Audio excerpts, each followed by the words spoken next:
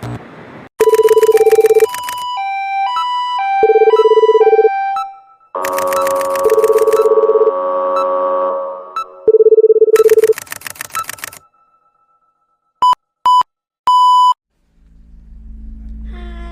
saya Putri Ki Ramadona dengan NIM 250907037. Di sini saya akan menceritakan tentang kasus Enron Corporation. Ketika perusahaan milik Amerika Serikat yang paling dikagumi runtuh karena gagalnya Good Corporate Governance. Pada tahun 1990-an, dunia bisnis Amerika Serikat memiliki sebuah perusahaan yang dianggap sebagai simbol kesuksesan dan inovasi. Perusahaan tersebut adalah Enron Corporation, sebuah perusahaan energi yang berbasis Houston, Texas. Enron bergerak dalam bidang perdagangan energi, gas alam, listrik, dan berbagai layanan keuangan yang berkaitan dengan sektor energi. Saat itu, Enron dikenal sebagai perusahaan yang sangat sukses. Pendapatan perusahaan tersebut naik setiap tahunnya dan harga sahamnya mengalami kenaikan yang sangat signifikan. Bahkan, majalah bisnis terkemuka menempatkan Enron itu sebagai perusahaan yang paling inovatif di Amerika Serikat selama beberapa tahun berturut-turut.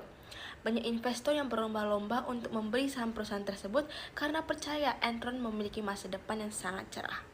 Namun, di balik kesuksesan tersebut, ternyata dapat praktis bisnis yang tidak sehat dan memiliki pelanggaran serius terhadap Good Corporate Governance. Kisah ini dimulai ketika para eksekutif puncak berusaha mempertahankan citra bahwa Enron selalu mendapat keuntungan yang besar. Pada saat yang sama, kondisi keuangan perusahaan sebenarnya tidak sebaik yang terlihat dalam laporan keuangan yang dipublikasikan kepada masyarakat. Untuk menutupi kondisi tersebut, beberapa petinggi perusahaan seperti Kenneth Lay selaku Chairman, Jeffrey Skilling selaku Chief Executive Officer, dan Andrew Festo selaku Chief Financial Officer mulai menerapkan berbagai strategi akuntansi yang sangat kompleks untuk menyembunyikan masalah keuangan perusahaan. Salah satu cara yang digunakan adalah dengan membentuk ratusan perusahaan khusus yang dikenal sebagai Special Purpose Entities atau SPA. Perusahaan-perusahaan ini secara hukum terpisah oleh Enron, tetapi dalam praktiknya masih dikendalikan oleh pihak terkait dengan Enron. Melalui SPA tersebut, utang perusahaan dipindahkan laporan keuangan utama sehingga kondisi Enron tampak jauh lebih sehat dari kenyataan yang sebenarnya. Selain menyembunyikan utang, Enron juga menggunakan metode akuntansi yang disebut mark-to-market accounting. Melalui metode ini, perusahaan dapat mencatat keuntungan diperkirakan akan diperoleh di masa depan sebagai keuntungan pada saat itu juga. Akibatnya, laporan keuangan menunjukkan laba yang sangat besar meskipun sebagai keuntungan tersebut belum benar-benar diterima oleh perusahaan. Praktik ini terus berlangsung selama beberapa tahun. Investor, analisis pasar modal, dan masyarakat umum melihat Enron sebagai perusahaan yang sangat menguntungkan. Harga saham perusahaan terus meningkat hingga mencapai lebih dari $90 Amerika Serikat per lembar saham. Banyak investor menanamkan dana mereka dalam jumlah besar karena percaya perusahaan ini tuh memiliki kinerja yang sangat baik. Di sisi lain, karyawan Enron juga menempatkan dana pensiun mereka pada saham perusahaan karena mereka yakin bahwa masa depan perusahaan akan terus berlangsung sehingga investasi tersebut dianggap aman. Masalah mulai muncul pada tahun 2001 ketika sejumlah analisis keuangan mulai mempertanyakan transparansi laporan keuangan Enron. Mereka menemukan bahwa laporan yang diterbitkan perusahaan sangat rumit dan sulit dipahami. Banyak transaksi yang tidak jelas secara terbuka kepada investor. Kejadian tersebut semakin besar setelah beberapa jurnalis investigasi melakukan penelusuran terhadap keuangan perusahaan. Investigasi tersebut mengungkapkan adanya hubungan tidak wajar antara Enron dan berbagai perusahaan SPA yang digunakan untuk menyembunyikan utang. Pada Oktober 2001, Enron mengumumkan bahwa perusahaan harus melakukan koreksi terhadap laporan keuangan yang telah dipublikasikan sebelumnya. Perusahaan juga mengakui adanya kerugian besar yang selama ini tidak diungkapkan kepada publik. Pengumuman tersebut langsung mengguncang pasar modal Amerika Serikat. Kepercayaan investor mulai hilang dan harga Enron jatuh secara drastis. Dalam waktu yang sangat singkat, investor berusaha menjual saham mereka sebelum nilainya semakin turun.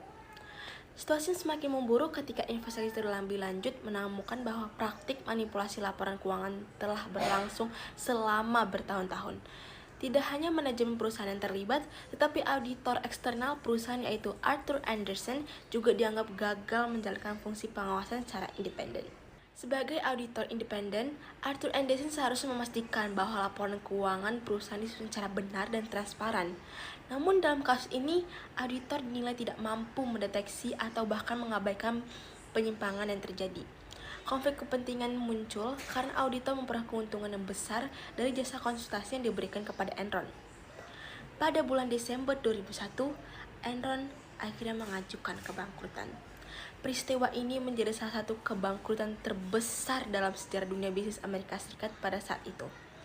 Dampak ditimbulkan sangat besar, ribuan karyawan kehilangan pekerjaan mereka, banyak karyawan juga kehilangan tabung pensiun yang selama bertahun-tahun mereka kumpulkan. Karena tersebut sebagian besar diinvestasikan dalam saham Enron yang kini tidak lagi bernilai. Para investor mengalami kerugian hingga miliaran dolar Amerika Serikat. Banyak lembaga keuangan yang sebelumnya bekerja sama dengan Enron juga mengalami kerugian signifikan. Kepercayaan masyarakat terhadap pasar modal Amerika Serikat menurun karena kasus ini menunjukkan bahwa perusahaan besar sekalipun dapat melakukan manipulasi informasi kepada publik. Secara hukum, beberapa eksekutif perusahaan dijatuhi hukuman pidana. Jeffrey Skilling dan Andrew Fastow dinyatakan bersalah atas berbagai pelanggaran yang berkaitan dengan penipuan dan manipulasi laporan keuangan. Arthur Andersen juga kehilangan reputasinya pada akhirnya menghentikan sebagian besar operasinya sebagai firma audit internasional. Dari perspektif prinsip utama GCG, kasus Enron menunjukkan pelanggaran terhadap hampir seluruh prinsip utama GCG. Pertama, prinsip transparansi dilanggar karena perusahaan menyembunyikan informasi penting mengenai kondisi keuangannya. Kedua, prinsip akuntabilitas dilanggar karena manajemen tidak bertanggung jawab tindakan mereka pada pemegang saham. Ketiga, prinsip tanggung jawab dilanggar karena perusahaan tidak mematuhi standar etika dan regulasi yang berlaku. Keempat, independensi dilanggar karena auditor tidak mampu menjaga objektivitasnya. Sementara itu, prinsip kewajaran dilanggar karena investor dan karyawan menerima informasi yang tidak benar sehingga mengalami kerugian yang besar. Sebagai respon terhadap skandal ini, pemerintah Amerika Serikat menerbitkan Sarbanes-Oxley Act pada tahun 2002.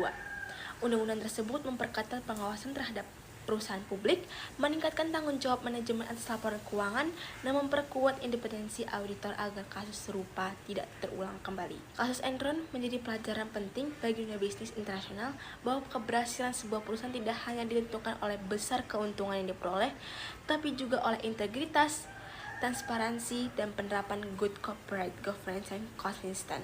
Tanpa kelola yang baik, perusahaan sebesar apapun dapat kehilangan kepercayaan publik dan mengalami kehancuran dalam waktu yang singkat. Sekian dari saya menceritakan tentang kasus Enron Corporation yang gagal dan runtuh karena gagalnya good corporate governance. Sekian dari saya, bye-bye. Terima kasih sudah menonton.